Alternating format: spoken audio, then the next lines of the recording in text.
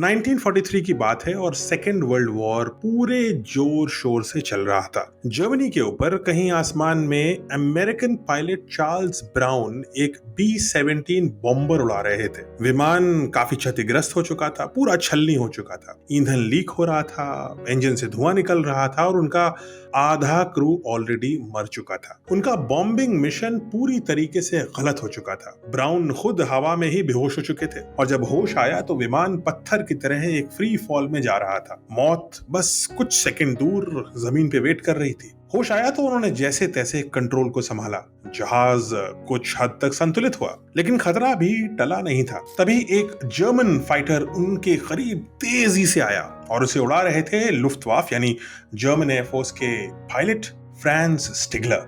अब फ्रांस स्टिगलर महज 1 किल दूर थे उस एलीट रैंक से जहां हर फाइटर पायलट अपना नाम देखना चाहता है।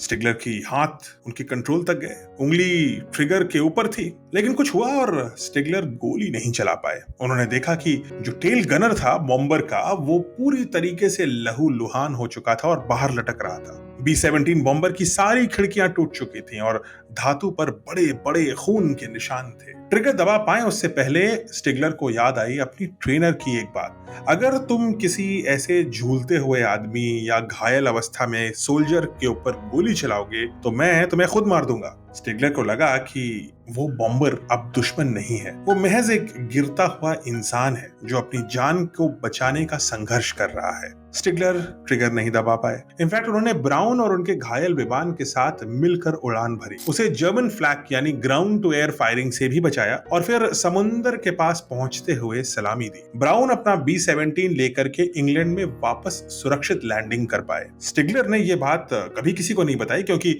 अगर ऐसा करते हुए पकड़े जाते तो शायद नाज़ी जर्मनी जो हिटलर चला रहे थे वहां उसको भारी सजा मिलती। दशक बीत गए। 1990s में, यानी कि लगभग 50 साल बाद, ब्राउन ने उस अजनबी पायलट को ढूंढ निकाला और जीवन भर स्टिगलर और ब्राउन आपस में दोस्त बन गए। दोनों की ही मौत 2008 में हुई, कुछ महीनों के अंतराल के अंदर।